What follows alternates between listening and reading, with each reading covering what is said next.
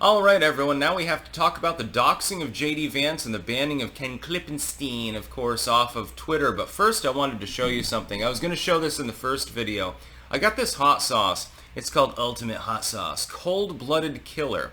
But the wheel of the car makes it look like it says Cultimate. It's like a habanero sauce, and it's got an actual, like, alligator claw on it. So, you know, you get a keychain and the hot sauce. So, hot sauce for my dad. Keychain for my niece. She collects them, so if she wants it, she can have that. We need to talk about this. Link in the description. Archived, of course. Ken Klippenstein, of course, a far-left, very pernicious individual. Sort of like a Harry Sisson, Dash Dabrowski. Sort of the class of people that they're heavily astroturfed, by the way, by both algorithms and money, ad campaigns.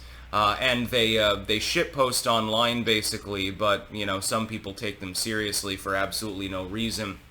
I have a feeling that a significant proportion of the engagement that they get is not exactly organic. I'm just saying, I have a feeling that some of those are bots, but, you know, you never know. The DNC has a lot of money. JD Vance got doxed, and he got banned off Twitter. Not JD Vance, but Klippenstein. Specifically because the dox contains JD Vance's social security number.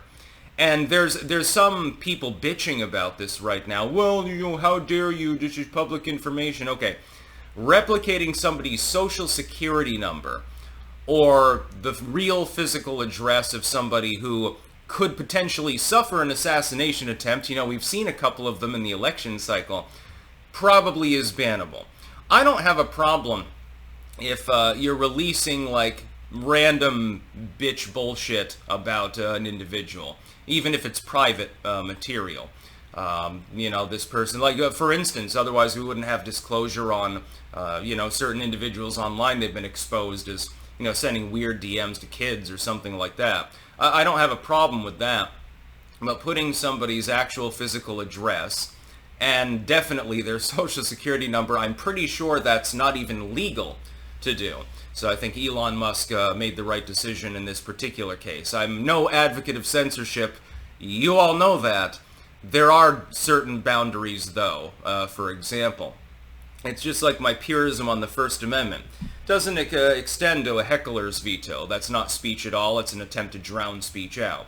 Doesn't extend to spam or botting, because that's not speech in any way, shape, or form, legal or otherwise, etc., etc. There are limitations on a person's rights. When you're trampling on somebody else's rights, then it becomes a conflict of interests. I believe in the NAP. Yes, I'm a classical liberal for a reason, because I'm intelligent.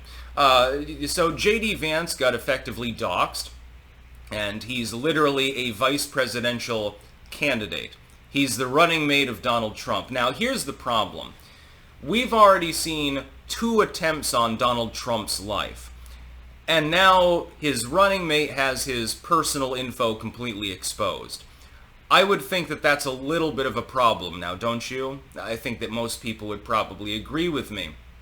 Now, JD Vance seems to be a reasonably intellectual individual. Fairly innocuous, actually. I know that he's run up against, you know, the third wave feminists a couple of times, but, you know, who cares? It doesn't matter who the GOP's running mate candidate would be. They're going to run up against them anyway. JD Vance could come out in support of full-fledged third wave feminism and they would still find something to bitch about him about. Oh my god, he's patronizing women. He's simply pretending. I mean, there's no way to win with these people, so, you know, there's no reason to bother trying to appease them. So Klippenstein got banned off of X. I support this move. And generally speaking, I think there should be a very high threshold for people to be banned off of any platform. Yeah, it's a private platform and they should be able to do what they want, but I remember the old school internet where basically like anything goes. And that's sort of the internet that I want, because the Wild West internet was far superior to the sanitized internet that we experience today. But that limitation would apply. Like if somebody posted my social security number online, somebody could pretend to be me, drain my bank account or something like that, They could use it to sign up for all sorts of weird shit. I don't even give out my email except to a handful of individuals that I significantly trust for that reason. Like almost nobody knows my email. That's because it's linked to a bunch of other shit. Now you've got literally the running mate of a major party, potential vice president of the United States, and everyone knows his home address now. I haven't bothered to look into the doxes because I really don't care. I mean, I could show up at J.D. Vance's house and you say, hey, I made you a salad or something like that. I don't think that'd go over too well with the Secret Service, by the way. And I'm sure that he's well protected, but it's still unacceptable. And so Klippenstein definitely deserved to be banned. It's an unfortunate offshoot of the internet sort of culture war thing that this has become more and more common. Like, for example, I've had several swatting attempts on my home address in Rutland. And I'm not even I'm a major content creator, but I'm not exactly PewDiePie. I can only imagine what people with larger audiences have to suffer with. One reaction, by the way, not to have, is what Boogie did. You know, remember when he fired that warning shot? He could have gotten fucking arrested for that. Don't do that.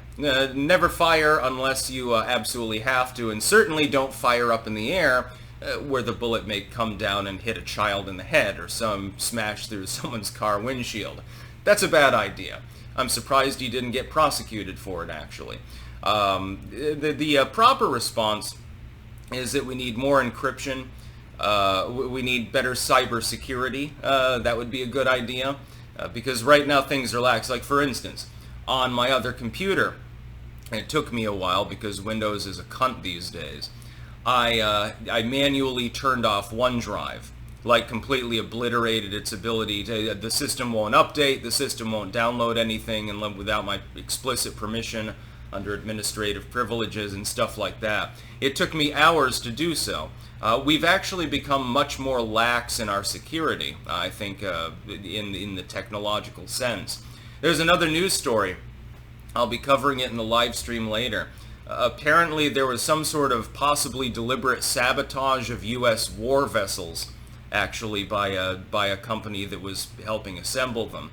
Apparently the welding was, problematic. We're experiencing a lot of sabotage and a lot of subversion at the moment. So Klippenstein deserved to be banned, and in his case, because he's posting someone's social security numbers, everything that he has should probably also be made publicly available. Like, who are you DMing and when? Let's see those communiques. I think that Elon Musk could definitely do that. And he could probably get away with it as long as he sanitized it enough so it's like, hey, there's no social security numbers in these DMs, but here's what you were saying to this, female staffer. I have a feeling that we'd probably find out some interesting shit, by the way. That's about all. Peace out.